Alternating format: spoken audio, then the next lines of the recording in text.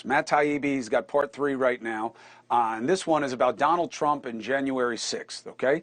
His main claims are that, Twitter was stinky at what it did. It had an erosion of standards leading up to January 6th, that decisions by high-ranking executives wound up violating their own policies, and there was direct interaction with the government as this was all happening. All right, but what about it is threatening to you or your interests? Not clear. This comes on the heels of Bari Weiss's thread yesterday that said Twitter was blacklisting or shadow banning certain political content. What does that mean, shadow ban? Now, they say, and this was most often by conservatives. Did that happen? Was it this nefarious? Was this what their purpose was? I'm not getting great answers, and that's not to be mean to the people doing the reporting. They can only go off what they're being shown by Twitter. Joining me now is fired Twitter senior data scientist Melissa Ingle. Melissa, thank you for joining us. I'm happy to be here. Thanks for having me. So, Melissa, let's just go through this about what should matter to people. That Twitter took tweets from the president leading up to January 6th and wound up limiting their reach, effectively censoring him to a degree. Was that done, in your understanding, to disadvantage him? What was going on? Yeah, let's be clear about what's in these Twitter files. This is corporate propaganda released by Mr. Musk with the intent purpose of contrasting his current administration with the previous content moderation policies to make his own self look good. Everything that's in these Twitter files so far has been publicly discussed. For example, by Yoel Roth, the former head of Trust and Safety, who in fact said just that. Jack Dorsey has spoken about this as well. Absolutely. Between Jan 6th and Jan 8th, Mr. Trump tweeted 140 separate violations of our policies and procedures before we ended up banning him. So you're saying that he was saying things that you would have banned if anybody was saying them? That's right. When an account is that big, and of course when it's the president of the United States, we can't simply ban him using other policies and procedures that we would use for less important accounts. It becomes a political decision at that point.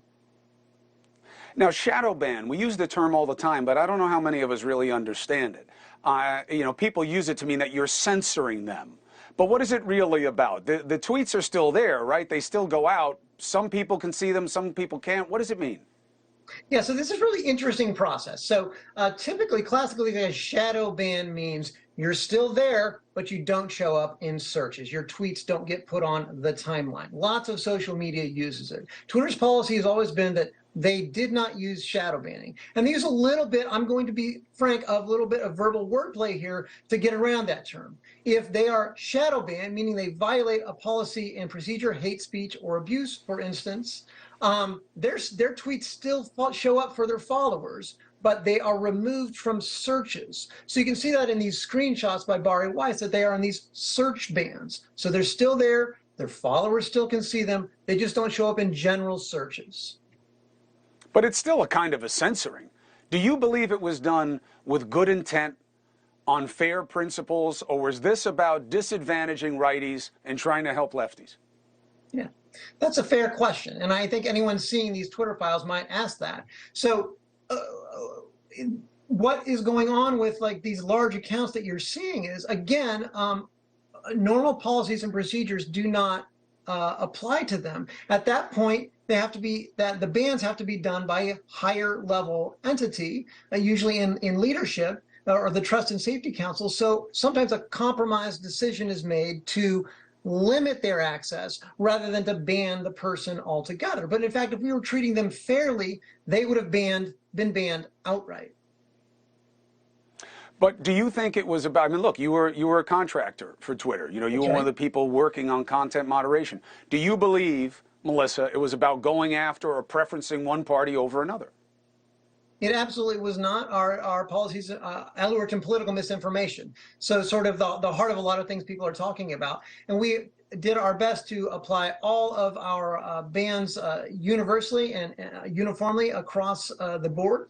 And in fact, Twitter released a study from October of 2021, an internal study indicating that they in fact were amplifying right-wing voices in 6 out of the 7 countries that they studied, including the US, including Canada, including the UK. So if anything, right-wing voices were being amplified.